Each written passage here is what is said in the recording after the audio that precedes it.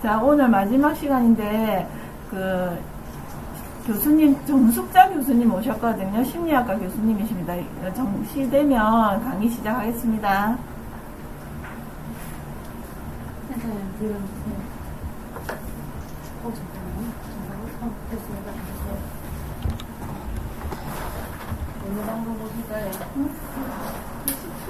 교수님, 우리 방이 많아가지고. 네네, 편안하게 하시고요. 저는 여기서 혼자서 편히 강의하겠습니다.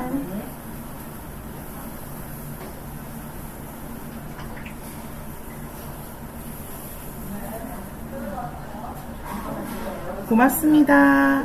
교수님, 선풍기 틀까요? 살짝 약하게 틀어주세요.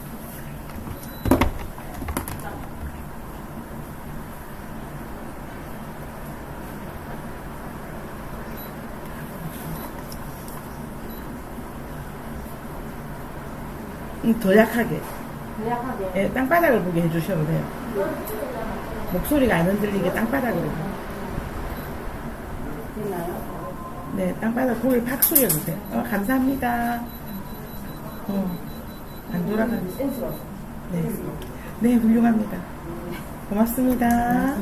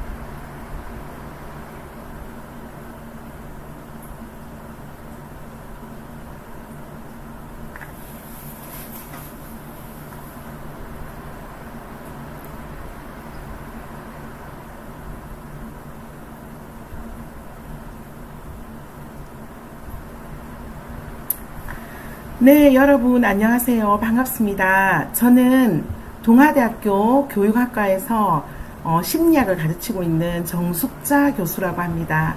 여러분 반갑습니다.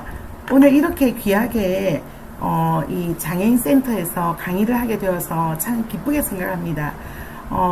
오늘은 이 코로나 시대를 맞아서 여러분들이 굉장히 외롭고 쓸쓸하고 또 피곤하고 힘든 우리 전 국민이 병마와 싸우고 있는 이런 시기를 보내고 있어요. 저는 이런 시기에 나는 어떻게 건강할 수 있을까? 나는 어떻게 더 행복하게 살 수 있을까를 주제로, 그리고 나와 만나는 많은 사람들이 있죠. 활동 지원사라든지 또는 내 가족, 그리고 내가 만나는 이웃 사람들과 어떻게 행복하게 살 수 있을까? 여러분의 정신 건강을 좀 이렇게 잘 보살펴 드리러 오늘 여기에 서게 됐습니다. 여러분 너무 반갑고요. 그리고 또 이렇게 제가 이렇게 강의를 하게 돼서 행복합니다. 자, 첫 번째, 저도 이렇게 이 세상을 살아가고 있는데 참 많은 장애인들을 만나게 됩니다. 그러면 처음에 만났을 때 이런 생각을 하죠. 어떻게 대화를 할까? 어떤 이야기를 재밌게 나눌까? 이런 생각을 하면서 친해진 사람들이 굉장히 많아요. 그리고 또한 제 친척이나 또는 요즘은 함께 사는 공동체의 사회에서 우리가 내 자신 스스로가 굉장히 자존감을 지켜야 된다는 생각을 합니다. 첫 번째, 오늘 여러분들이 나는 누구인가?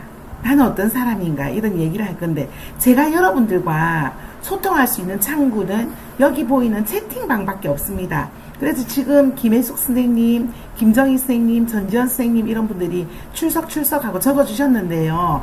여기에 여러분의 고민을 적어주세요. 여러분의 고민을 적어주면 제가 그것을 보고 즉시 답변해 드리겠습니다. 그래서 여기 고민을 이렇게 뭐 이런 문제가 있습니다. 나는 대화하는 게 너무 어렵습니다. 이런 문제 있잖아요. 천천히 여러분이 강의를 들으시면서 적어주시면 우리가 이것을 보고 제가 설명해 드리겠습니다. 요즘 제가 굉장히 재밌게 보는 드라마가 있습니다. 우리들의 블루스라는 드라마인데요. 거기에 은혜라는 다운증후군 작가님이 출연하십니다. 이번 회기부터 나왔는데요. 영옥이라는 그 영희와 영옥이라는 쌍둥이 자매 이야기인데요. 영옥이와 영희는 쌍둥이 자매인데 일란성 쌍생아였어요. 그런데 언니는 다운 증후군으로 태어나고 동생은 그냥 건강한 아이로 태어납니다. 그래서 엄마가 이렇게 말하죠. 이 세상에 언니가 태어난 이유는 하나님께서 착한 사람을 골라서 우리가 선물을 받은 거야. 그러니까 우리가 받은 선물이니까 우리가 귀하게 생각하고 잘 지내야 돼. 이렇게 말을 했는데 어느 날 교통사고로 엄마와 아빠가 돌아가시게 됩니다. 그러면서 12살이 된 이 영희와 영옥이는 우여곡절 끝에 이렇게 이제 센터에 맡기고 동생은 이제 길을 떠나서 제주도에 가서 해녀가 되는 거예요. 그런데 혼자서 이 언니인 다운 증후군을 앓는 장애인 언니가 이제 2급 장애인이더라고요. 언니는. 그래서 그 다운 증후군을 앓는 언니는 열심히 캐리커처를 그리는 작가가 됩니다. 그냥 이렇게 그림을 우연히 그리게 됐는데 사람들의 얼굴을 잘 읽어내는 작가가 된 거죠.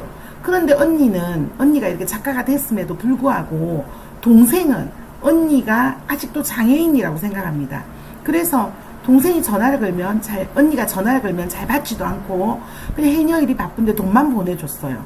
그러니까 언니가 네가 안 오면 내가 간다 이러면서 제주도에 가게 됩니다. 저는 그 드라마를 보면서 지금 진행 중인데요. 가슴이 뭉클하고 그 언니가 너무 멋진 거예요. 그래서 언니가 동생을 만나러 제주도에 비행기를 타고 공항에 내렸어요. 그러면서 동생을 만나는 장면까지가 이제 드라마에서 시작이 되는데 저는 이 작가가 왜 이 장애인을 여기 넣었을까? 이러면서 그 은혜라는 아이를 실명이 은혜더라고요. 찾아봤어요. 유튜브에서 찾아봤더니 은혜는 22살까지 너무 고통 속에서 방 안에서 지냈어요. 그냥 나는 할 줄 아는 게 별로 없고 엄마가 하는 말이 모든 돈을 퍼부었고 이 아이가 이거 장애를 극복하라고 했다는 거예요.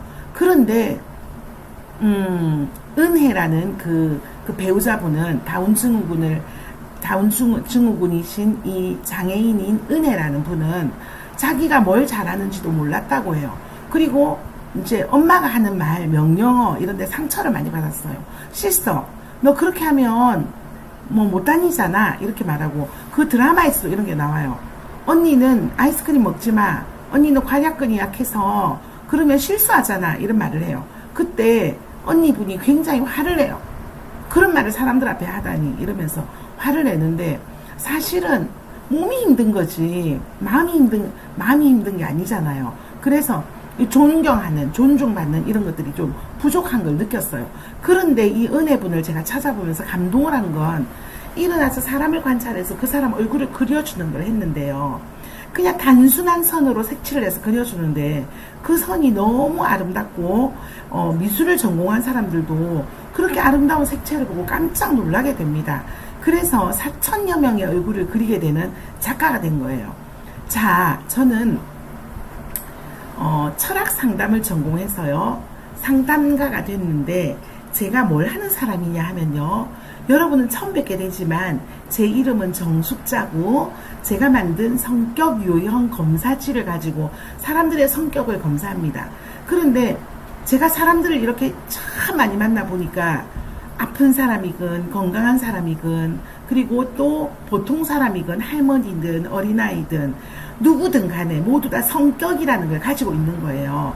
그런데 이 성격에서 오게 되는 그 사람만의 독특한 고유한 성격이 있는데 가족들은 그 사람을 알면서도 그 사람이 하는 말에 상처를 받고 내가 바라는 성격 형성, 성격 유형이 따로 있어서 그 사람이 그렇게 해줬으면 좋겠다 이렇게 생각하는 거예요. 저는 그런 데서 착안을 해서 성격 유형 검사지를 만들었어요. 그래서 오늘은 그런 성격에 대한 이야기, 그리고 우리가 어떤 말에 상처를 받고 있는지 이런 이야기를 한번 해볼까 해요.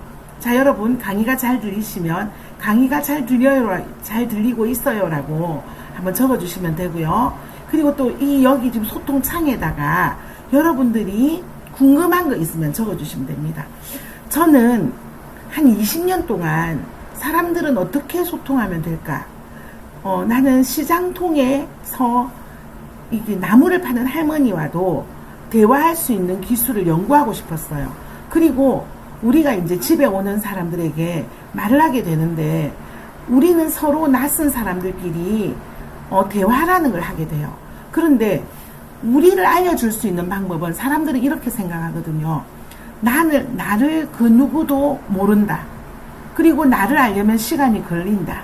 또는 어떤 생각을 하냐면 나를 아마 알고 있을지도 모른다.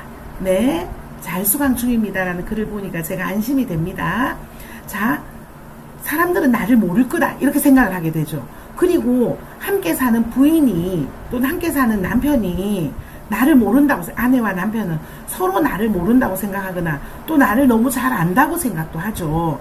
그런데 사람은 어떠냐면 건강한 사람이든 병든 사람이든 또는 아픈 사람이든 또는 지능이 낮은 사람이든 지능이 높은 사람이든 모든 사람들은 대화를 통해서 의사소통을 하게 됩니다.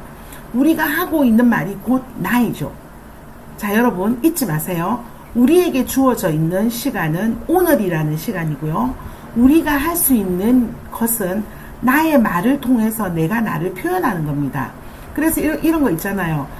저도 남편에게 말합니다. 여보, 오늘 제가 이렇게 고기를 좀 구웠어요. 드세요. 이렇게 말하면 남편이 응, 고마워, 당신도 먹어 이렇게 말하면 저는 행복해요. 그런데 응, 고마워, 당신도 먹어 라고 말하지 않고 또 고기가 이렇게 한다든지 뭐하러 구웠노 이렇게 한다든지 아무 말도 없이 턱 앉는다든지 이러면 제가 마음에서 약간 섭섭함이 느껴질 때도 있어요. 그러면 당신은 어떻게 대답을 그렇게 해? 이렇게 하면 나의 말이 또 이상하게 가는 거잖아요. 그래서 여러분 이 말에 대해서 한번 오늘 첫 번째 이야기를 해볼 거예요. 우리는 소통하는 사람이라는 걸 우리가 이제 제가 오늘 이렇게 여러분들을 만나는데 어떤 이야기를 할까 이런 생각을 하면서 제가 여기를 찾아 들어왔는데요. 유튜브가 잘 준비되어 있고 너무 기뻤어요. 그래서 저는 첫 번째 말, 여러분을 만나서 저는 너무 행복합니다. 그리고 오늘 이 시간을 통해서 여러분들이 한마디를 하더라도 값진 말을 하는 사람이 되기를 원합니다. 자, 여러분 집에 지금 누가 있나요? 옆에 가족이 있는 분들도 있고요. 또 옆에 혼자서 지내고 있어서 활동 지원사만 만나는 사람도 있을 거예요. 그런데 이런 사람들과 여러분 지금 말에 대한 강의를 할 건데요. 이 대화는 너무너무 중요하다는 거예요. 에릭 번이라는 심리학자는 책 제목을 이렇게 썼습니다. 당신은 인사 후에 뭐라고 합니까? 당신은 인사한 후에 뭐라고 합니까? 이게 책 제목이에요. 안녕하세요 이 말은 누구나 다 해요. 점심 드셨어요? 이 말도 다 해요. 나이스 데이 이런 말은 누구나 한다는 거예요. 그 이후에 당신은 뭐라고 합니까? 라는 책을 썼는데요. 이 책이 나오자마자 100만 뷰 돌파를 했어요. 그래서 이 100만 권을 팔았어요. 그러면서 절찬리의 전 세계를 향해서 이 책이 팔리게 됐는데요. 그 책 안에는 뭐라고 적혀 있나 하면 모든 말을 하는 주체는 나라는 거죠. 그래서 저는 이런 생각을 해봤거든요. 우리가 말을 하고 있는 이 말에는 엄청난 힘이 있는데요. 이 말에는 명령어인 동시에 또는 말에는 어떤 컴퓨터 입력어이기도 해요. 그래서 소통을 할 때 이렇게 말하죠. 미안하지만 물 한 잔 갖다 주시겠어요? 이렇게 말을 했다고 칩시다. 이 말에 대해서 여러분은 어떻게 대답할 수 있습니까? 괜찮아요. 제가 물 한 잔 갖다 드리지요. 자, 이렇게 말할 수 있죠. 그런데 어떤 사람이 이러는 거예요. 물 없어요? 이런 사람도 있어요. 똑같이 물을 찾고 있는 건데 기분이 약간 살짝 상하네요. 하지만 네, 물 여기 있어요. 이렇게 말할 수 있어요. 자, 그런데 어떤 사람은 이렇게 말합니다. 물 안 갖다 놓고 뭐 했어요? 이렇게 말하는 사람도 있다는 거예요. 똑같이 물을 요구하고 있는데 첫 번째 말한 사람과 너무 다르네요. 세 번째도 물 안 갖다 놓고 뭘 했어? 빨리 물 갖다 줘. 이렇게 말하면요. 물을 주지만 마음속으로 욕이 나오려고 해요. 자, 우리는 이렇게 언어에는 힘이 있다는 거예요. 그래서 여러분, 그리고요, 너무나 놀라운 사실이 있는데요. 여러분들 생각해봐요. 여러분들의 어제는 어떻게 됐나요? 네, 맞아요. 물거품처럼 사라졌어요. 자, 여러분들의 어제는 사라졌고요. 우리는 날마다 오늘이 창조됩니다. 자, 여러분의 창조가 어떻게 되냐면 나의 말과 함께 창조가 됩니다. 그래서 이제 이렇게 우리는 언어로 세상을 창조할 수 있다는 말입니다. 저는 이런 생각이 들었어요. 제가 젊었을 때 친한 동생이 있었어요. 그런데 저는 그때 26살이었고 그 동생은 21살이었어요. 그런데 그 동생에게 제가 이렇게 말했어요. 내가 빙점이라는 책을 읽었는데 거기 미우라 아야코라는 작가가 빙점이라는 책을 썼거든. 그런데 난 깜짝 놀랐어. 그 작가가 있지. 침대에 누워있는 중증 장애인이었던 거야. 그런데 그 사람은 아무것도 해줄 수가 없었는데 할 수 있는 게 이렇게 글을 쓰는 건데 글도 자기가 손으로 못 써. 그런데 어떻게 글을 쓰는데 그 미우라 아야코를 돕는 어떤 사람이 날마다 미우라 아야코에게 편지를 썼어. 힘내라는 편지, 오늘 있었던 일을 편지를 썼는데 미우라 아야코랑 둘이서 글을 이렇게 주고받았는데 항상 고맙다는 편지, 감사하다는 답장을 쓰기 시작한 거야. 이 두 사람의 편지에서 두 사람은 힘을 얻어서 미우라 아야코는 세계적인 작가가 돼. 이런 말을 해줬어요. 그랬는데 그 후배인 동생이 저에게 자기가 지금 힘든 상황을 글을 써서 갖다 줬어요. 저는 간단하게 답장을 써줬어요. 간단하게 답장을 이렇게 보냈는데 그 사람이 먼 훗날 세월이 지나고 난 뒤에 저한테 이렇게 말을 했어요.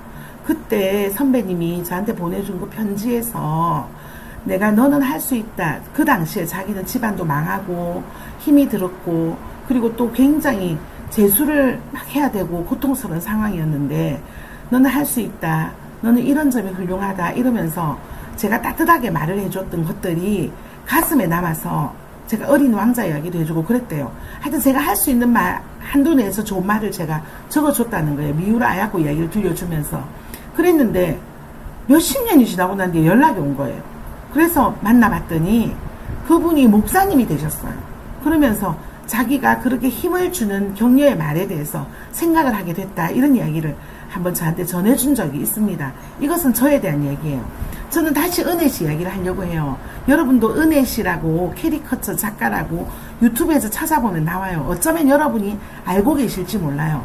그런데 저는 그 유튜브를 쭉 보다가 이 은혜라는 분을 보다가 어떤 생각이 들었냐면 은혜 어머니가 욕심이 좀 많고, 아니 욕심이 아니라 딸을 빨리 이렇게 성공시키고자 하는 또는 이런 정상적인 그림을 많이 그렸으면 하는 바람에서 은혜 씨에게 명령어 같은 말을 써요. 빨리 하라니까 너 이렇게 천천히 해서 몇 장 못 그리겠다. 이런 말을 할 때마다 은혜 씨가 기운을 팍팍 잃는 걸 봤어요. 그러면서 이러는 거예요. 어떤 사람에게 그림을 보여주려고 제가 이런 그림도 그렸고요. 은혜 씨는 굉장히 밝은 성격의 소유자예요. 그리고 말을 하는 걸 굉장히 좋아하는 사람이에요. 그래서 처음 만난 사람에게도 말을 더듬지만 천천히 말하면서 제가 이 그림을 그렸어요. 이렇게 말을 하는데 이 사람은 누구를 닮았고요. 이러면서 정확하게 이제 의사 전달을 해서 보여주려고 하는 찰나 엄마가 이렇게 옆에서 말해요. 자, 오늘 그만 이제 가야 될 시간이야. 이렇게 말했어요. 그러자 은혜가 어떻게 하냐면 또 엄마는 그래. 내가 이 그림 다 보여주려고 했는데 엄마 때문에 기분 다 잡쳤어. 이러면서 그냥 그 그림을 안 보여줘요. 그런데 시청자인 우리는 유튜브에서 그 그림을 너무 보고 싶었어요. 그런데 은혜 어머니가 그것을 막는 바람에 우리는 보지 못했어요. 은혜 어머니는 나쁜 사람이 아니라 훌륭한 사람인데 그렇게 말하는 실수를 한 거죠. 은혜는 다운 증후군이고, 그리고 장애인임에도 2급 장애인인데도 은혜는 감정을 모두 선명하게 느껴요. 여러분, 우리는 모두 감정을 느껴요. 니체는 움직이지도 못하고 침대에 누워서 엄청난 책을 썼거든요. 니체가 앓은 질병은 정신분열병이었어요. 그 정신분열증을 앓는 니체가 침대에 누워서 쓴 책이 세계적인 책이 되어서 저는 몇 번이고 그를 사랑하면서 읽어요. 침대에서 일어난 적도 없는 니체가 쓴 책이에요. 우리는 모두 다 감정을 느끼고 있어요, 사람들은. 그래서 그냥 살짝 하는 말을 굉장히 소중하게 전달해야 돼요. 그래서 그것을 하려면 어떠냐 하면, 상대방은 매우 훌륭한 사람이다. 상대방은 상대를 이해할 수 있는 힘이 있고, 상대방은 모든 감정, 희노, 애구, 오욕이라는 모든 감정을 다 느끼는 사람이다. 그래서 우리가 상대의 감정을 건드리면 안 돼요. 그리고 상대의 좋은 에너지가 나오도록 도와야 돼요. 어느 날 은혜에게 잘생긴 사람이 찾아왔어요. 이 은혜 씨는, 제가 은혜 씨를 보고 반했거든요. 덩치가 아주 100kg가 넘고, 이렇게 한데도 이렇게 다운 증후군을 앓고 있는 그 상황에서도 항상 이렇게 춤을 추면서 그림을 그려요. 막 큰 몸을 흔들면서 춤을 추면서, 어떨 때는 색칠을 멈추고 붓을 막 움직여서 그림을 그릴 시간이 없음에도 자기 흥을 이렇게 일깨워서 감정을 다 살린 뒤에 그림을 그려요. 그런데 엄마가 말을 저지하는 순간 늘 짜증을 내고 투덜거리고 기분 나빠해요. 이런 은혜 씨가 어느 날 잘생긴 남자, 멋진 미남 남자가 내 얼굴을 그려주세요 하고 찾아온 거예요. 우리는 깜짝 놀랐어요. 여러분도 그 유튜브를 볼 수 있거든요. 그 남자는 어디에 사세요? 이렇게 물었는데, 어디에 사세요? 라고 물었는데, 은혜 씨는 질문을 한마디 했을 뿐인데, 은혜 씨는 정말 많은 얘기를 하는 거예요. 나는 어렸을 때 다운 증후군으로 태어났고, 내가 이렇게 장애인이 됐고, 그림을 22살까지 그리지도 않았었고 하면서 천천히 모든 자기 이야기를 다 했는데, 그 사람이 앞에서 한 이야기는 뭐냐면, 아, 그러세요. 저도 그래요. 아, 그러세요. 저도 그랬어요. 이런 얘기를 하는 거예요. 저는 여러분 이 강의를 준비하면서 은혜씨 유튜브를 쭉 봤거든요. 그러면서 그들이 주고받는 이야기에서 거기 자막이 이렇게 적혀 있었어요. 미남은 은혜씨의 말문을 열었다. 이렇게 적혀 있었지만, 제가 볼 때는 그 은혜씨의 말문을 열게 한 사람은 누구냐 하면, 미남도 아니었고요. 그 은혜씨의 말에 리액션을 해줬던 거예요. 아, 그러세요. 정말 대단하시네요. 훌륭하시네요. 저도 그랬어요. 이런 말들이죠. 그래서 우리가 말문을 여는 대화법에는 항상 뭐냐면, 그 사람이 하고 있는 말을 리액션 해줘라. 이런 말이 있어요. 자, 우리가 이래요. 상대방이 나쁜 말을 나한테 쿡 했을 때 우리는 그 말을 반대로 받아치고 싶어요. 그런데 저는 강력한 남편이랑 살았어요. 저는. 그래서 남편은 어떻게 파워풀하고 여자는 남편에게 복종해야 된다라고 생각하는 남편이었어요. 그래서 저는 꾀를 냈어요. 이 남편이 나한테 하는 모든 말에 나는 대답을 바꿔서 한다. 너 차 주차를 왜 그렇게 해? 나한테 이렇게 물어요. 아, 제가 잘못 세웠나요? 똑바로 되겠습니다. 이렇게. 저한테 오는 말이 나쁘더라도 나한테 내가 내보내는 말을 좋게 하기로 결심을 했어요. 그리고 이렇게 뭘 줄 때, 너무 차가운 거 아니야? 이렇게 말하면, 차가운가요? 약간 따뜻하게 해드릴까요? 이렇게 말을 바꿨어요. 그렇게 오랫동안 했더니 남편이 이렇게 말했어요. 너처럼 되기가 좀 힘들겠네? 이렇게. 저는 이걸 꾀를 부려서 한번 해본 거였거든요.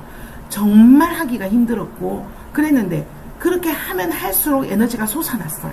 자, 여러분, 제가 오늘 하는 말은 가는 말이 고와야 오는 말이 곱다. 우리 속담이 그래요. 오는 말이 고와야 가는 말이 곱다가 아니고요. 가는 말이 고와야 오는 말이 곱다라는 속담이 있어요. 왜 가는 말이 고와야 라고 말했을까요? 우리는 말을 하고 있는 주인공이라는 뜻입니다. 저는 의사소통을 배우기 위해서 이마고라는 훈련을 받았어요. 자, 이마고 수련이라고 해서 아주 오랜 동안 수련을 받았는데요. 그리고 제가 다른 공부를 했는데요. 또 어떤 거 철학 상담 외에 공부를 한 건 메리지 앤 패밀리 테라피예요. 결혼 가족 상담이에요. 그래서 이런 걸 할 때 결혼을 하려면 또 상대방을 만나야 되잖아요. 그리고 가족을 이루잖아요. 그러면 서로가 만났을 때 사랑을 하게 하려면 처음에는 예뻐서 또는 매력적이어서 끌린단 말이에요. 그런데 매력적이고 괜찮은 사람에게 우리는 상처를 받게 돼요. 제가 그래서 이렇게 언어의 힘에 대해서 말하려고 해요. 저는 어제도 3명의 제가 이제 어디 근무하냐면 이 해운대 근처에 있는 나우 부모교육 상담센터에서 제가 그 상담센터를 차린 지가 15년이 돼요. 거기서 이제 직접 내담자들을 만나고 있는데요. 어떤 아이가 찾아온 거예요. 그런데 한 3번 상담을 했는데요. 지금 현재 이쪽 팔이 한쪽 팔이 모두 자해가 되어 있는 거예요. 중학생 여학생이 칼을 가지고 다 팔을 그은 거예요. 그래서 제가 그 어머니랑 같이 왔기에 어머니는 나가라고 하고 아이랑 대화를 한번 해봤거든요. 그런데 아이는 자기가 왜 그런지 모른대요. 자기는 그냥 무조건 어떤 날 되면 마음이 뭉클하대요. 그래서 제가 이렇게 물었거든요. 너의 마음속에 정말 죽어라 죽고 싶다라고 느껴지는 그 시간이 매일매일 그러진 않을 거 아니야. 언제야? 이렇게 물었더니 아이가 이렇게 말해요. 잘 모르겠어요. 이러는 거예요. 그러면 자, 다시 생각해보자. 언제야? 자, 물어봤어요. 그러니까 이러는 거예요. 친구들이 쉬는 시간에 이야기하고 있을 때 그게 훅 올라와요. 그래서 훅 올라오는 걔 이름을 뭐라고 지을까? 그랬더니 걔가 이러는 거예요. 도깨비요. 이러는 거예요. 아, 도깨비가 자주 나오니? 이랬더니 도깨비가 친구들이 말하는 그 시간에 선생님이 수업할 때는 없는데 친구들이 자기들끼리 이야기하고 있으면 도깨비가 나온대요. 그래서 훅 올라오면 죽고 싶다, 눈물 난다, 빨리 칼을 챙겨서 화장실에 가서 팔을 꺼야겠다 이 생각이 든다는 거예요. 자, 또 언제 올라오니? 그런 생각이 물었더니 잠잘 때 올라온다는 거예요. 저는 이런 생각이 들었어요. 이 아이가 도깨비라고 말했던 것들이 우리 안에도 있다는 거예요. 어떤 선생님이 저한테 아침에 전화가 왔어요. 교수님, 제 여동생이 미국에 사는데요. 저는 살기가 너무너무 힘이 들고 매일매일 일하지 않으면 먹고 살기가 어려운데 제 여동생은 미국에서 잘 정착을 해서 잘 살아서 걔가 한국에 여행을 왔다가 돌아갔어요. 그런데 걔가 하고 난 뒤에 저는 우울증에 빠졌어요. 이러는 거예요. 왜 선생님이 우울증에 빠졌어요? 이러니까 모르겠고요. 여동생이 보고 싶어서 그래요? 내가 이렇게 물었더니 아니요. 왜 나만 이렇게 힘들게 살아야 되는지 싶어서 자기는 우울하다는 거예요. 저는 이 생각이 들었어요.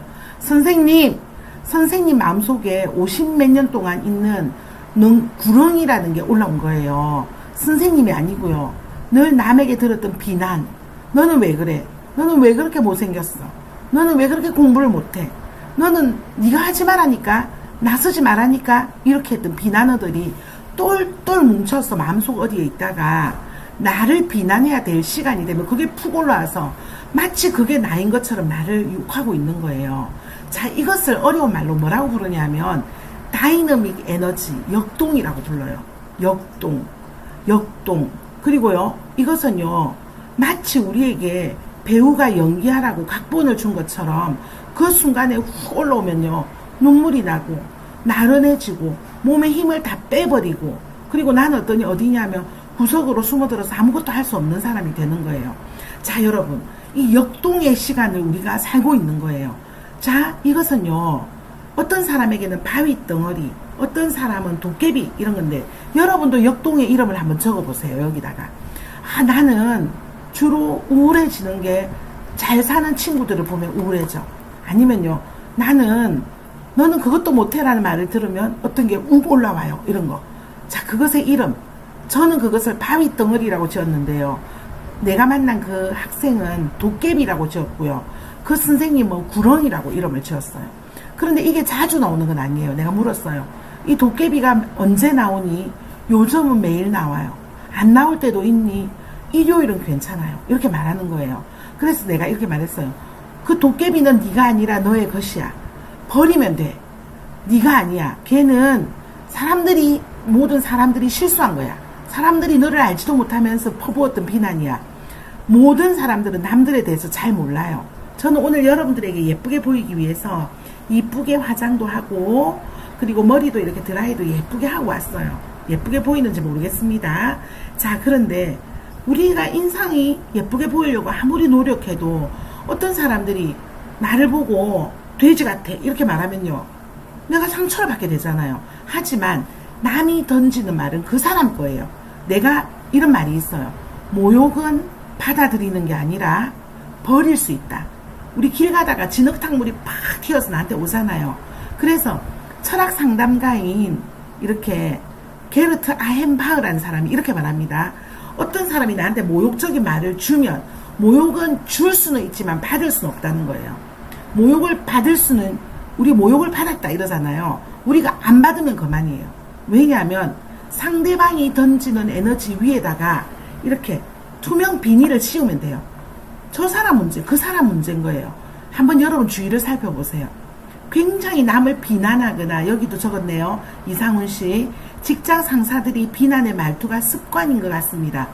이 사람은요, 성격이 비난을 하면서 말하는 게 습관인 건 자기 부모로부터 이런 걸 받았을 거예요. 그래서 그냥 물 갖다 놔 이렇게 말하면 되는 거예요.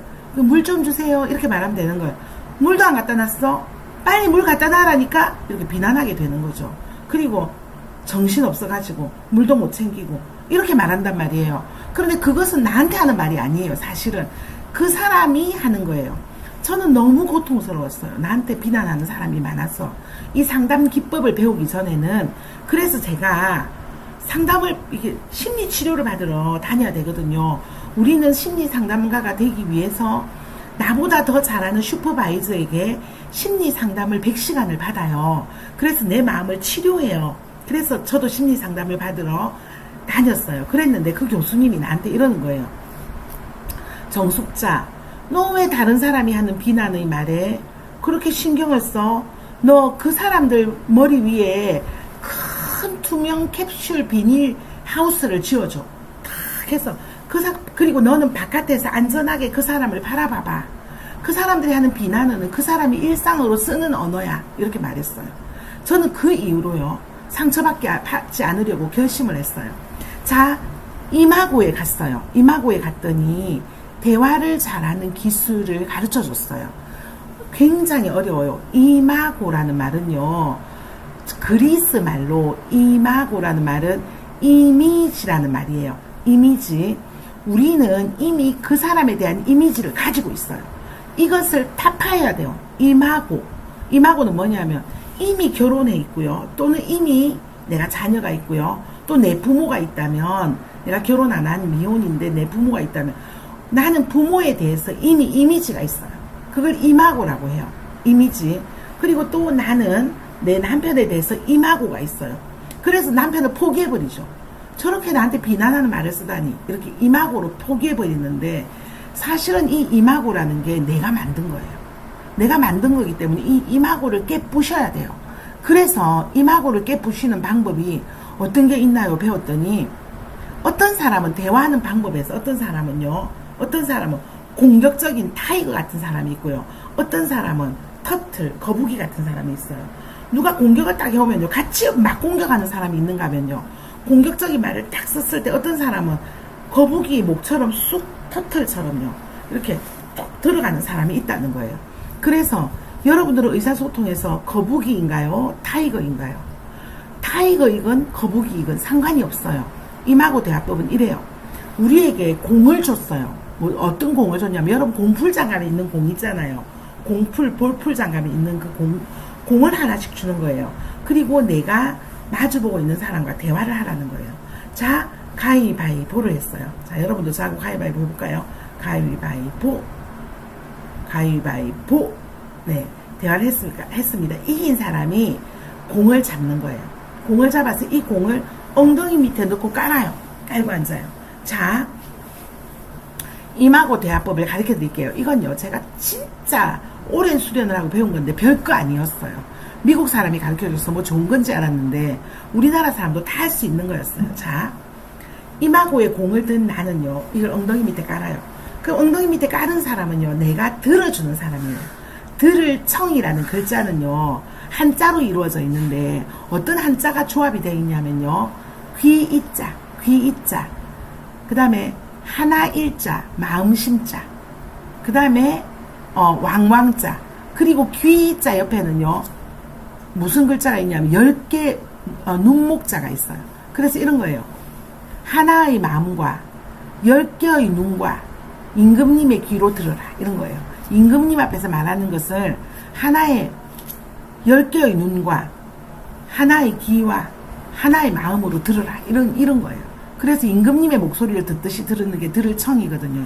이 임하고 의자를 깔고 앉은 사람은, 그 사람은 어떤 사람이냐 하면, 임금님의 목소리를 듣듯이 상대의 이야기를 듣겠다라는 뜻이에요. 이게 들을 청이라는 글자예요. 이게 경청이라는 글자거든요. 그래서 상대의 이야기를 듣는데 어떻게 듣냐 하면, 상대가 이야기하는 내용을 끝까지 듣는 거예요. 당신 말이야. 자, 이야기를 듣는 연습을 합니다. 당신은 항상 늘 그래. 차를 세울 때 삐딱하게 세워놓고 집안 청소도 안 하고 나가곤 했잖아. 이렇게 비난을 들을 때 경청할 수가 없잖아요, 우리가. 그래서 상대방한테 그 말을 천천히 해달라고 말하는 거예요. 내가 저번에도 봤는데 집에 나갈 때 당신은 불도 끄지 않고 나갔고, 그리고 차도 세울 때 삐딱하게 세웠어. 사실은 난 말이야. 거기에서 말문을 막고 싶어요. 하지만 우리는 공을 깔고 있기 때문에 말을 막으면 안 돼요. 아, 내가 불을 켜놓고 나갔어요. 그래, 당신은 늘 습관처럼 켜놓고 나간단 말이야. 그런데 생각해봐. 난 옛날에 굉장히 우리 집이 가난했거든. 그래서 쓸데없이 전기를 아끼거나 전기를 이렇게 켜놓거나 차를 막 이상하게 세워서 주차 딱지가 끊기거나 남에게 피해를 주는 일을 하면 돈이 아깝단 말이야. 나는 진짜 어렵게 살았거든. 이러는 거예요. 그럼 이제 그때 이렇게 말해주는 거예요. 아, 내가 불을 켜놓고 이렇게 다니는 게 당신이 볼 때는 굉장히 낭비로 느껴졌군요. 정말 미안해요. 내가 다음에는 불을 꼭 끄고 나가도록 하고, 내가 만약 불을 켜놓고 나갔을 때도 당신이 이 불이 이렇게 만약에 내가 실수했다면 당신이 좀 꺼주면서 나를 좀 지켜봐 주세요. 이렇게 말하는 방법이에요. 그런데 이렇게 말하려면 정말 힘든 거예요. 그래서 비난하는 말을 중간에 막 섞을 때마다 내가 울컥울컥 하는데, 비난하는 말이 상대방에게 툭툭 오더라도 울컥하지 말고 뭐냐면 올라오는 마음을 공처럼 누르라는 말이에요. 내가 지금 공을 깔고 있으니까 내가 할 말이 올라오더라도 참고 기다려야 돼요. 그리고 임하고가 뭐냐면 남편의, 상대의 또는 그 대상 아내의 머릿속에 박혀있는 나에 대한 임하고 있잖아요. 이걸 벗겨내야 되거든요. 그러니까 이러는 거예요. 남편의 마음속에 있는 또는 아내의 마음속에 있는, 원래 나는 너를 포기할 거야, 넌 돈도 안 아끼네, 이런 것들을요 읊어서 읽어주는 거예요. 그래서 이러는 거예요. 당신이 어릴 때 참 힘들었겠다. 어머니가 빨리 돌아가셔서 돈이 없어서 알바도 하고 뭐 너무 힘들었겠네. 이런 말을 읽어주면서 너무 수고했어요, 이런 말을 해주는 거예요. 상대방이 비난하게 된 이유를 찾아봤더니, 비난하게 된 이유에는 어떤 게 들어있냐면 오랜 동안 이 사람이 들었던 비난어가 너무 많아요. 배우지도 못했던 우리의 조상들이 잘 크라고 야단을 쳤던 거죠. 그리고 사랑해 라는 말을 할 줄 몰라서 잘하라고 이렇게 말을 했던 비난어들이 들어있었던 거예요. 우리에게 하는 기대적인 말도 우리는 비난어로 들리거든요. 공부 열심히 해, 밥 반찬 같은 거 골고루 먹어, 이런 게 다 비난어로 들렸던 거죠. 대화 중에 제3자가 3자를 비난하는 말을 할 때 어떻게 대처해야 하나요? 그만해라고 말하고 싶은데 상대방이 당황스러워 할까 봐요. 맞아요. 우리가 상대방이 남을 비난하고 있을 때 그 이야기를 듣기도 어려워요. 그래서 그만해 하는 게 아니라 그 사람의 마음을 읽어주는데요. 이렇게, 여러분, 제가 저한테 우리 센터에서 저 먹으라고 이렇게 멋진 아이스 커피를 타다 줬어요. 아이스 커피 말고요, 여기 부글부글 끓어오르는 거품이 있는 카페라테, 이런 거 드신 적이 있죠. 카페라테를 먹을 때 커피를 만나려면요, 이게 우유의 거품이 이렇게 부글부글 있어서, 커피는 여기 안에 있는데 카페 거품부터 먹어야 되잖아요, 우리가. 그래서 이걸 뭐라 하냐면 거품 걷어내기거든요. 상대방이 제3자를 비난하는 거는 위에 있는 거품이에요. 내가 쟤를 만나니까 말이야, 쟤가 나한테 이렇게 참 이상하지 않아, 이런 말을 한다는 거죠. 그런데 이 거품을 걷어내고 나면 그 안에 커피가 들어있듯이 그 사람이 원하는 건 뭐였냐면 그 안에 있는 깊은 자기 마음인데요. 난 네가 참 좋아. 난 너가 이런 게 멋있어. 이런 거 있잖아요. 그럴 땐 이러는 거예요. 아, 그런 것 때문에 네가 섭섭해서 그렇구나. 상대방이 그러지 않았더라면 네가 그 사람을 참 이해할 수 있었는데 말이야. 그치? 이렇게. 그 사람이 가지고 있는 참 마음 있잖아요. 거품 감정 말고, 거품 감정을 읽어주지 말고 그 사람이 인정받고 싶어하는 마음을 읽어주면 돼요. 그래서 우리 아이도 그러거든요. 엄마, 선생님 참 나빠. 선생님은 학교에 갔더니 다른 애들만 예뻐하고 나보고는 내가 준비물도 다 챙겨갔는데 나보고 준비물 안 해가서 내보고 나무래. 이렇게 말하는 거예요. 그러면 그 안에는 우리 선생님 수는 거짓말쟁이야. 이렇게 말하는 거예요. 그럼 이 거짓말쟁이야라는 말에 거품치기 하는 말에 내가 포커스를 두는 게 아니라 그 밑에 있는 말요. 아, 네가 숙제를 다 해갔는데 선생님이 몰라줘서 서운했구나. 이 말이에요. 이런 말을 해주면 돼요. 그러면 상대방이 느껴요. 와, 이 사람 말 잘한다. 이렇게 느끼는 거예요. 그래서 아이가 이러더라고요. 너가 그랬구나 했더니 와, 엄마 멋지다. 엄마 맞아. 선생님이 내가 숙제 다 해간 걸 몰랐던 거야. 이러는 거예요. 그래서 선생님도 아마 나중에는 알고 미안해 할 거야. 너무 속상했겠다. 엄마가 맛있는 거 주스 줄까? 이렇게 말하면 되더라는 거예요. 자, 굉장히 이경희 씨 좋은 질문 해줘서 감사합니다. 자, 이렇게 임하고 대화를 하는 거예요. 상대방이 나에 대해서 욕하거나 비난하거나 하는 건 거의 다 임하고예요. 자기 어린 시절에 상이 비쳐서 그렇게 하지 않으니까 화가 난 거예요. 우리는 모두 다 자기 이마고를 가지고 있고 상대방에 대한 이마고를 가지고 있다는 거예요. 그래서 이제 이마고를 싹 걷어내고 하는 대화법, 제가 인디언 스틱 대화법을 알려드릴게요. 제가 성공하는 사람들의 7가지 습관이라는 세미나에 다녀왔어요. 그랬는데 그 세미나는 7일간 계속되는 세미나였는데요. 저한테 마지막 마치는 날 기념으로 이렇게 길다란 막대기로 만든 스틱을 선물을 줬어요. 스틱인데 인디안 추장의 모습, 독수리 모습 이런 것들이 그려져 있는데 테이블 위에 이렇게 딱 놓으면 딱 세워지는 거예요. 길다란 막대기인데 아주 제법 묵직해요. 이렇게 말하는 거예요. 여기 인디언 스틱을 드리겠습니다. 자, 이제부터 우리가 대화를 할 때 인디언들식으로 대화를 하겠습니다. 이러는 거예요.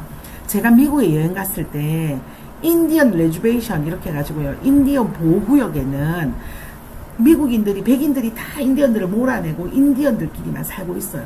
하지만 저 광활한 아메리카가 원래는 인디언 땅이잖아요. 그 인디언들은 수준 높은 대화 문화를 가지고 있었던 거예요. 그래서 인디언 스틱을 이렇게 성공하는 7가지 습관이라는 책을 쓰신 분이 한국에 가지고 오신 거예요. 그래서 제가 인디언 스틱을 만나게 됐는데, 인디언들은 대화를 할 때요, 이 인디언 스틱이 자기 앞에 와 있지 않으면 대화할 기회가 없대요. 추장님이 인디언 스틱을 들고 제일 처음에 말합니다. 자, 우리가 우리 집에서 이번에 여행을 가는데, 예를 들어서 집안 회의를 한다면 추장님이 이제 얘기를 하는 거예요. 우리가 다른 부족으로 여행을 가는데 안건이 있으면 말씀하세요. 첫 번째 이런 일이 있고 두 번째 이런 일이 있어요. 자, 다른 이야기 끼어들지 말고 스틱을 돌릴 테니까 이 스틱이 앞에 오면 그때 이야기하세요. 이러면서 딱 스틱을 주는 거예요. 그럼 그 스틱이 앞에 온 사람들은 그 이야기를 하는 거예요. 그래서 스틱이 없을 때는 발언권이 없는 거예요. 스틱이 없을 때는 발언권이 없어요. 돌아가면서 자기 이야기를 다 듣게 된다는 거예요. 어떤 사람은 화를 내면서 이야기하는 거는 그 사람의 성격이 나쁜 게 아니라 통제형이어서 그래요. 화를 내면서 말을 하는 것들을 잘하는 스타일이에요. 화를 내면서 말하는 사람들은요, 핵심 주제부터 먼저 던져요. 설명적으로 말하는 사람들은 천천히 뒤에 핵심 주제가 나와요. 하지만 말하는 스타일, 화를 내는 스타일이 문제가 아니라 말할 기회를 갖는다는 게 문제죠. 저는 우리 가족들이 말을 하거나 할 때, 내 자녀와 대화를 할 때, 그리고 또 남편과 대화할 때 인디언 스틱을 항상 보여줬어요. 자, 당신이 하고 싶은 말 있으면 말해봐. 자, 인디언 스틱을 줄게. 이렇게 하거든요. 그러니까 이제 이렇게 하면서 아이를 키웠는데 우리 아이가 이제 어느새 컸어요. 다 크고 난 뒤에 전화로 나랑 얘기를 하게 됐어요. 엄마, 문제가 뭐야? 어떤 문제가 생겨서 엄마가 지금 힘들었어? 이러는 거예요. 그래서 내가 전자제품을 샀는데 그 사람이 나한테 어쩌고저쩌고 흥분하면서 제가 말했어요. 자, 엄마 다 이야기했어? 이러면서 아이가 내가 이제 말할게 이러면서 말을 하는 거예요. 그랬는데 제가 아이가 엄마 그런데 어디 전자제품이야? 그게 아니라 아까 말했잖아 왜 못 들었니? 막 이랬어요. 그러니까 아이가 이렇게 말했어요 나한테. 어머니 인디언 스틱은 제 손에 있습니다. 제가 말 다 하고 난 뒤에 발언권을 드리겠습니다. 이러는 거예요. 그때 제가 깜짝 놀랐어요. 아 이렇게 말할 기회를 줬던 것들이 습관이 되어서 이제 이 아이가 커서 나한테 말하는구나 이런 생각이 들었어요. 우리는 보이지 않는 인디언 스틱을 써야 된다는 얘기를 하고 있습니다. 보이지 않는 인디언 스틱. 그게 뭐냐면요. 말할 기회를 드리는 거예요. 상대방이 무슨 얘기를 할 때 그를 존중하면서 계속 격려하면서 그리고 감정 단어에는 북을 치면서 감정 단어에 북을 친다는 것 아 그럴 수밖에 없었겠네 이렇게 하는 거 말해주는 거 치면서 그 사람이 말할 때 끝까지 기다렸다가 다음에는 내가 말할 발언권을 얻어서 내가 들어보니까 그 사람의 감정 단어에 귀를 기울이면서 소장님. 말해주는 거예요. 자 죄송해요 방송 중이에요. 저 방으로 가세요. 네 고맙습니다. 안녕히 가세요. 네. 자 그렇게 해서 인디언 스틱을 이렇게 감정 단어에 북을 치면서 말을 들어주는 방법이에요. 우리가 말을 할 때 너무 더워 뭐 이렇게 날씨가 참 덥죠 이러면은 원래 덥다 이렇게 하는 게 아니라 오늘 바빴나 보다 많이 덥구나 이렇게 말해주는 거예요. 우리는 단 한순간에 지금이라는 시간을 살고 있는 우리는 내가 지금 만나는 사람들이 가장 중요한 거예요. 그리고 과거를 자꾸 회상해서 과거의 이야기에 빠져서 지금 내가 늙어가고 있다든지 나는 방 안에서 나만 고립되어 있다든지 생각하지 마세요. 자 지금 모든 사람들은요 이 아주 작은 공간에서 다 지내고 있어요. 아무리 똑똑한 대통령도 아무리 똑똑한 천재도 모두 자기 방 안에서 지내고 있어요. 그리고 모두 다에게 24시간이 주어져 있다는 거예요. 자 우리는 나에게 오는 사람에게는 말을 건네주는 건 배웠어요. 그런데 내 자신에게는 어떻게 말할까요? 내 자신에게는 항상 나한테 들려주는 말을 해야 돼요. 정숙자 오늘 열심히 일하자. 멋진데 열심히 일하자는 말은요 밖에 나가서 일을 한다는 게 아니에요. 나는 오늘 테이블 위를 깨끗이 청소할 거예요. 그런데 깨끗이 테이블 청소하는데 다른 생각하면서 테이블을 청소하면 안 돼요. 테이블에 집중하면서 살아가는 거예요. 이것을 영어로 프랑스어로 뭐라고 하는지 아세요? 시뮬라시옹이라고 하는 거예요. 시뮬레이션이라는 말이죠. 자 이미지를 만들어 간다는 말인데요. 우리는 모두 다 지금이라는 영화를 찍고 있는 거예요. 여러분 요즘요 유튜브 보면 뭐 박말래 할머니라든지 이런 사람들 그냥 자기가 김치 담는 거 찍어서 올리고 이러죠. 바로 이것을 보이지 않는 유튜브를 찍고 있다고 생각하세요. 이것이 시뮬라시옹이거든요. 지금 현대는 어떤 사람이냐면 모두 다 내가 나를 창조하고 살아가고 있어요. 그래서 방 책상 위에서 내가 이러는 거예요. 세상은 나를 찾아주지 않네. 나만 고립되어 있네. 이렇게 생각하면요. 지금 이런 영화를 찍는 거예요.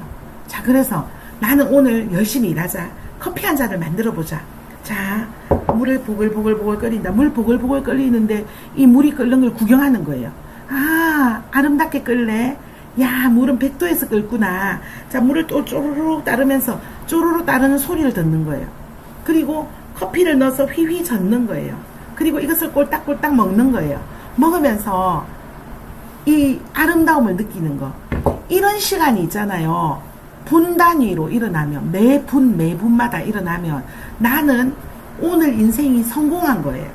그래서 정말 천재들은요 과거를 생각하지도 않고 미래를 걱정하지도 않아요. 그냥 오늘 주어진 순간에 행복한 생각을 넣어서 하루를 살아가는 거예요. 저는 물을 이렇게 들고 왔어요. 물을 먹으면서 생각해요. 이 물을 먹을 때 물에 집중해요. 그리고 물을 꼴딱꼴딱 마셔요. 마시면서 시원해지는 걸 느껴요. 그러면서 맛있다 시원하다 이래요. 길을 걷다가 장미꽃이 피어 있어요. 사람들은 다 잘 사는데 내만 못 살고 몸도 아프고 이렇게 생각하면 끝이 없어요. 저는 이런 기법을 만들었어요. 지금에 집중하기. 자 장미꽃의 향기를 맡아요. 깊이 들이켰더니 아까 나는 뭘 하고 살까, 뭘 먹고 살까 했던 생각이 사라지고 장미꽃 향기가 내 안으로 들어오는 거예요. 내 눈앞에는 너무나 멋진 오늘이 펼쳐져 있어요. 여러분 생각해봐요. 어제는요 산산이 부서지고 여러분 앞에 다 사라지고 어제 만났던 사람들도 다 사라졌고요. 오늘만 여기 놓여져 있어요. 자, 오늘 이 한 시간은 정말 소중하게 여러분과 내가 만들어가고 있어요. 자, 여러분 여기까지 강의를 들어보니까 어떤 기분이 드세요? 여러분의 오늘을 잘 창조할 수 있겠어요? 정말 인생은 별게 아니에요. 매일매일 하루를 만드는 거예요. 이것을 무슨 철학이라고 부르냐면 시뮬라시옹, 장 보드리아르가 만든 시뮬라시옹이라는 철학인데요. 우리 모두는 오늘을 창조하는 창조자일 뿐이다. 이거예요. 그냥 김치 하나에 밥 하나 넣고도요 맛있게 먹을 수 있는 거예요. 그리고 정말 TV를 재밌게 볼 수 있는 거죠. 그리고 방 청소할 때 걸레를 깨끗이 빨아서 방을 뽀독뽀독 닦으면서 하루를 지내보는 거죠. 이런 것들도요 굉장히 오늘을 창조한 거예요. 목욕을 하면 깨끗한 내 몸이 창조되는 거고요. 우리 활동지원사가 나한테 왔을 때요 내가 보내는 말을 좋게 하면 돼요. 어떻게 하냐면 이왕 하는 말 아름답게 창조해보죠. 언어를 창조하는 거니까 활동지원사님 반갑습니다. 오늘 보니까 참 이렇게 부지런하시네요. 또 그다음에 뭐 일을 하고 가면 저는 우리 집에 이 도우미가 오신 적이 있었어요. 제가 팔을 다쳐서. 그런데 도우미가 와서 다 해놓고 가는 게 아니라요. 내가 생활하는 연장선을 연장시킨다 이렇게 생각하거든요. 그래서 그분이 내가 못해놓은 일을 해놨는데 이걸 만약에 저기 갖다 놔야 되면 거기 갖다 놓으면 고마운 거예요. 그런데 어떤 분은 활동지원사가 다녀가고 난 뒤에 보면 이것도 안 했고 저것도 안 한 거예요. 그러면 화가 나요. 그런 게 아니죠. 나머지 일은 내가 하고 그 지원사가 왔을 때 그 시간은 그 사람이 보내준 거에 대한 감사를 하면서 여기까지 해놨으니까 내가 이어서 하면 되겠네. 우리 인생은 이어 달리기예요. 이어 달리기. 그래서 항상 감사의 마음, 항상 부드럽고 고마운 마음을 가지는 거예요. 자, 제가 여러분들에게 코로나 시절에 혼자 계시는데 오늘을 잘 창조하고 내가 나에게 보내는 격려의 말, 그걸 셀프 스트로크라고 하거든요. 저는 오늘 이런 말 하겠어요. 정숙자 참 수고했다. 그리고 여기 계신 분들한테 말해주고 싶어요. 여러분 들으시느라고 참 고생하셨습니다.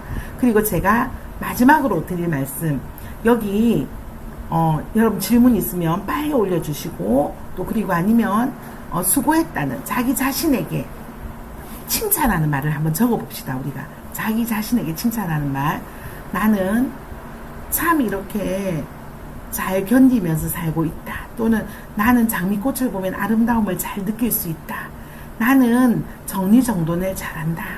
나는 수건을 잘 갠다. 이런 거 있잖아요. 별것 아닌 거. 이런 것들을 해서 자기에게 셀프 스트로크 해보세요.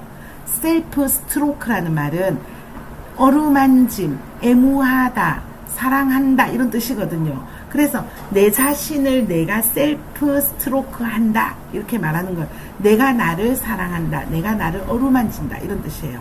네, 잘하셨습니다. 잘 쓰셨습니다. 직장 상사들의 비난의 말투, 그 말투에는 뭘 하라고요? 네, 비닐하우스처럼 씌워봐라 이렇게 했습니다. 두 번째 질문, 비난하는 말을 할 때 어떻게 대처하라고요? 거품치기이기 때문에 거품을 걷어내고 하고 싶은 얘기를 들려줘라 이렇게 말했죠.